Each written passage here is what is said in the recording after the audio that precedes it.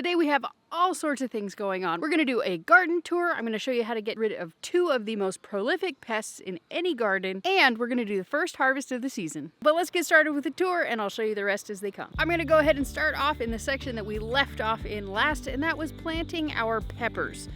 And right on cue, we have Brown Cat, who has now, thanks to you guys, been named Pepper. That is definitely the #1 name that you guys suggested. Number 2 was Callie, and I just like Pepper better, so I went with Pepper. Ooh, she's gonna fall. Last time we were in the garden, we were planting these guys. Since then, we've had a pretty extreme heat wave. We had several days over 100 degrees, and I just made sure to come out here and water these guys constantly. Many of these guys have peppers on them. These ones are cherry bell hot peppers. And then we've got serranos, banana peppers, cayenne peppers, I couldn't think of the name. But these ones are all doing fantastic. And then all the cherry tomatoes, these ones are popping off big time. And I really think for this bed, I really need to lower down this trellis, but I'm not sure if I'm gonna get to it this year. So as a result, I need to go ahead and make sure to attach these to the trellis. All I really do with that is take a ball of yarn, and I just use yarn. I generally use like the crappy yarn that I bought for some reason, usually at a garage sale or something, and I just know I'm not going to use it, and I end up repurposing it for that. Over here we have a few zucchinis. Looks like the squash bugs. There's a lizard. It startled me. Hey, don't bite me. Something found it, but I don't think it was a squash bug. These are 4 of the Tabasco plants, and that's supposed to be a zucchini that I planted the same day as those. So I'm not really holding out any hope that they're gonna grow, but you never know. Then I also planted 4 of the Tabasco over here, and then I got 5 cucumbers. They're just gonna grow right up this trellis, and I did the same thing on the other side. And the peppers in these 2 beds definitely look a lot better than the ones over there. And then down here in Squashlandia, things are just starting to pop off. Like, things are just starting to sprout and grow and do wonderfully. This guy here, doing great.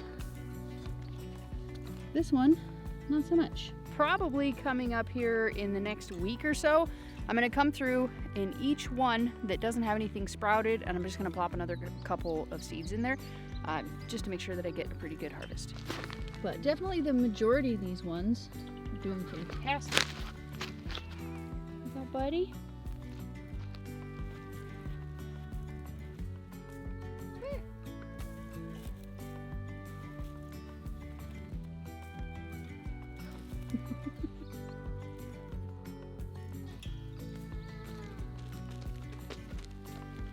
You want to see a cat melt?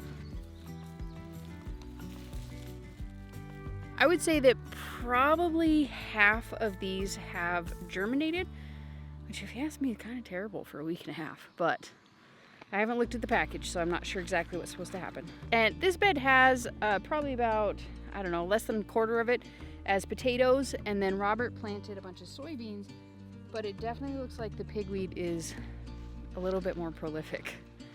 And same thing with this bed over here. This one was doing fantastic, and something came along and nibbled the tops of almost all of Robert's beans. And in its place, they planted pigweed, apparently. But this one's doing a lot better. This one's a little bit dry. So for the agenda in the morning, I'm gonna come out here and just cover everything in as much water as the well will allow us to. That's where we just were. And over here, the okra is doing fantastic, as well as the cat growth. They're just doing great. They're popping off, putting out shoots, leaves, you name it. And then the same thing over here. These are doing great. I'm going to share with you the first thing that you can do to get rid of an incredibly prolific pest, at least in the area that I am, and I think in the areas that most of you guys are as well. When I was in Washington State, I never saw these things. So it's I know it's not an issue everywhere, but they're definitely an issue wherever they are. and that is squash bugs. And if you want to know the best way to get rid of these incredibly prolific, incredibly damaging pests, all you need is water and dish soap. You just spray it on, get direct contact with the bug,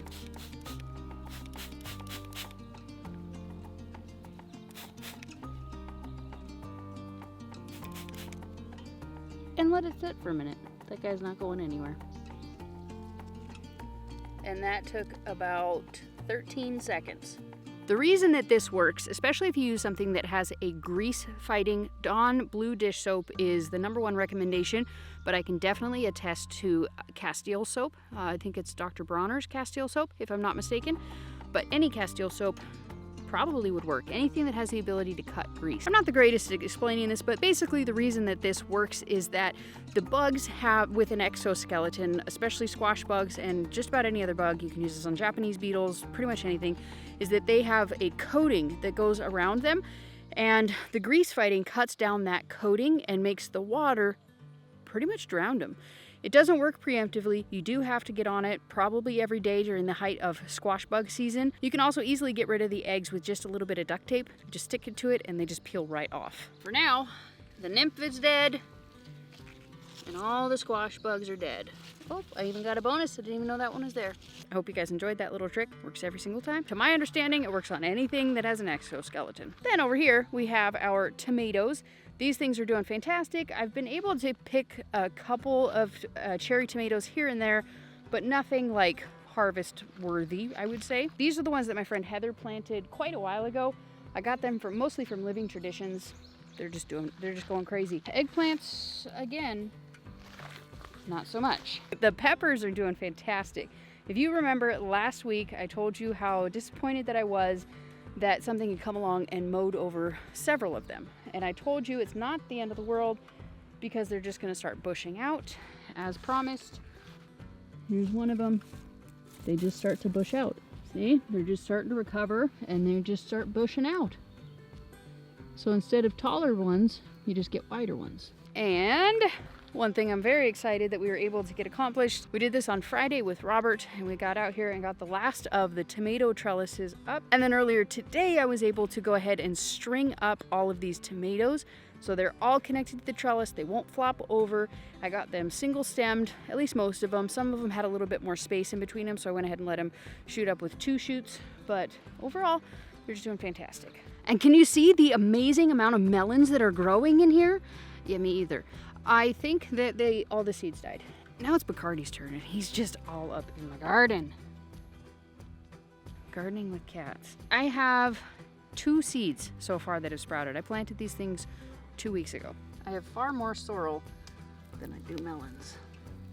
So it looks like a trip to Baker Creek is in my future. See, what happened was I do not have a shade cloth on my greenhouse and I left my seeds in there. I left most of my melon seeds in there, my basil, as well as, I think it was my lettuce. I had 3 baggies that I left in there and they just got overheated, killed most of my seedlings that were in there. It was a day when I was actually at Baker Creek, actually, now that I think about it. I was doing the spring planting festival and the door got shut while I was gone and it fried in there. So I think that is the unfortunate end of all of those seeds because there ain't nothing coming up in this bed. So I'm gonna go to Baker Creek. It's like half an hour away from me, so it's super duper close and it's cheaper to buy it in the store than it is online. So I'm gonna go ahead and I'm gonna head there, pick up some melon seeds, some basil seeds, and we'll see what else I need to get there because they are very close. I can go there very easily. So this whole trellis is unfortunately, most likely, a no-go. This is all we got so far that is not garden sorrel or grass. But over here, we do have 2 zucchinis that have started. These are gray zucchinis. And then we might have a flower here, but I don't think it is. Sugar baby watermelons. We got 2 of them. Maybe we're in luck and maybe I'm just overreacting. We'll see what ends up coming up here. I've been waiting on this bed for 2 weeks now. Trying to make sure I water it regularly, but as an absent-minded gardener, sometimes it doesn't happen. And my seeds pay the price. So let's go harvest. For those of you who might be new around here, I garden in southern Missouri. currently. I used to garden in Washington State. But my primary goal is not actually to grow a garden for food preservation, although that is a major part of it. My main goal in all of this is gut health. I like to ferment things and I like to grow things that will help my gut. I don't actually have one of those cute harvesting buckets. I'm just using this as display that I use at the farmer's market. Anyways, the moral of the story is I need to make some ferments, and that's what these are going towards. But fermentation is not where my pursuit of gut health ends. I know that it's incredibly difficult to have a good, strong gut health when you're not healthy yourself. You kind of have to address both issues. And after finally coming to that realization, about 4 days ago, I decided to go back onto the keto diet, which I have had a tremendous amount of success with over the years. It's actually how I was able to get down to my goal weight about 4 or 5 years ago. Can't remember how long it's been. And I thought it would be something that you guys might be interested in as well. So I've been filming the whole process of about a week of going into ketosis. So far, so good. I know that there are a lot of you who are just like me, struggle with maintaining weight or struggle with gut health, all of those sorts of things. And really, they're kind of all connected. That's why I decided to film it for you. As somebody who has recently discovered that I have ADHD, I've really dug in recently and tried to figure out different ways that I can make my brain do the things that my brain wants to do. It's really a lot more challenging than you would think it is. But I have found a lot of different coping mechanisms. One of those things is accountability. In the past, I've always shied away from accountability. Not sure why. And encouragement is also another one. Again, I've always shied away from it. I've always just been very shy, I guess. Go figure for somebody who has a YouTube channel and shares their life online, right? Those are kind of the main reasons that I decided to share this with you guys. I have made a couple of attempts in the past of getting back into this, into ketosis. It's definitely a struggle to get yourself in the right mindset. It's a challenge. People who've never experienced being overweight probably can't relate to how difficult it is, because you're just like, well, just do it. And while that is technically true, it's more complicated than that. This sort of thing takes a complete lifestyle change. It takes absolute commitment, and it takes encouragement and accountability from others, especially from people like me who have ADHD. Without external forms of accountability or encouragement, it's really hard to change. But it's also not going to get any easier, so seize the day. And that's why I'm sharing it with you. The focus of this channel has always been gut health. That is in the focus of my life, with varying levels of intensity. Myself and several of my friends kind of fall in the same boat. We all want more movement. We all want kind of just a better life, a better change, and better health. Being unhealthy really interferes with a lot of different things. And I'm just tired of being in my own way. Oh yeah, we got the jackpot. We have a pickle. No, we don't. We have a cucumber. It's gonna be a pickle. Look at that bad boy. That's our first cucumber. Oh, I'm so excited. So the group that I'm a part of, we're actually doing a movement challenge. And I want to encourage you guys to get moving too. It's summer. It's so easy to get out and get moving, get in some extra steps. For me personally, I don't have one of those step counters. So what I'm doing, hauling dirt for an hour every day. I've also been doing about a half an hour of beginner yoga, but that's going to escalate as I start to gain more strength, gain more flexibility, all of those sorts of things. But I don't know if you can see, but all the way right there, that's an outhouse that came with the house. The dirt I'm moving is over there. So every day for 1 hour, I am just sweating like you would not believe, hauling dirt in my gorilla cart all the way up here. And I'm putting my exercise to good use. If you guys were here with me in the spring, you saw that I have been building these garden beds here, hauled in all of that dirt with a wheelbarrow and a gorilla cart, and I got to this bed and kind of just lost steam. I just stopped for like 2 months, but I have not stopped still, or I've begun, whatever you want to call it. We're moving dirt again. So the gardens are beginning. That line right there is where the compost is, and that's when my hour ended and I went inside. So in the morning, I'm going to be finishing up the rest of this and then covering it with mulch, and then more cucumbers are going in the ground as well as trellises. One of the super frustrating parts about gardens is when other things find them. My radishes have been plagued by what we believe is armadillos digging them up in the middle of the night. And many of the cucumbers over here have just been the unfortunate, tragic byproduct of them. So I've only got like 5 of them. I planted probably, if I had to guess, 50. These cats, man. They just gotta be in on everything. I love them to bits, but sometimes I just want to stay out in my garden. You know what I'm saying? We got our first garden harvest. Lots of beans, lots of peppers. And if you couldn't tell what that means, we got some fermenting recipes coming up. I'm gonna be making dilly beans out of the beans, and we're also gonna be making a nice, mostly jalapeno hot sauce that'll go with everything. You might be wondering, what about that second pest you told me how to get rid of? It's not late enough for that. We need it to be mostly dark. So I'll see you back here in just a little bit. All right, we're back. I switched to my phone because I have much better lighting on my phone when it gets dark out. So this is the secret.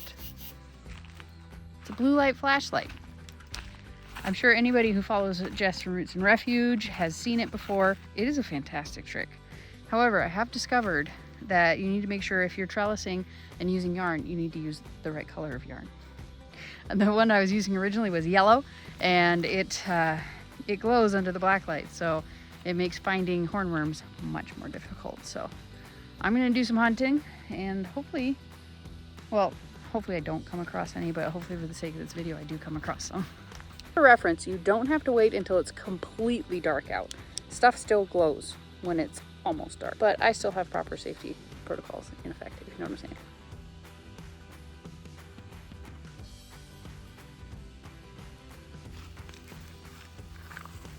You can kind of see how it works.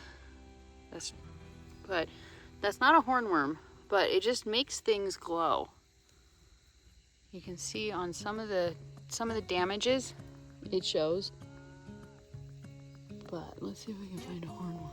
When I'm doing this, I like, because my tomatoes are in 2 rows, so I shine over. You can see the yellow string there. When I'm looking, I'll look on this side, I'll go up, I'll look and check the whole thing, and then I'll shine it across and look at the other one so you can see from both angles. Thankfully, for the sake of my garden, I did not find any of the hornworms. Unfortunately for this video, I don't have any to show you, but I did have a pretty good feeling there wouldn't be any on there because I did go ahead and trellis up all of those tomatoes today, so I got a pretty close eye on them. But I did find one earlier today. It's amazing how well these things can camouflage themselves. I was just starting to notice this right here. And then I'm looking down here and I'm like, oh, that looks like caterpillar poop. And then I look up here and this guy knows I see him. He has stopped moving dead in his tracks. He knows I see him.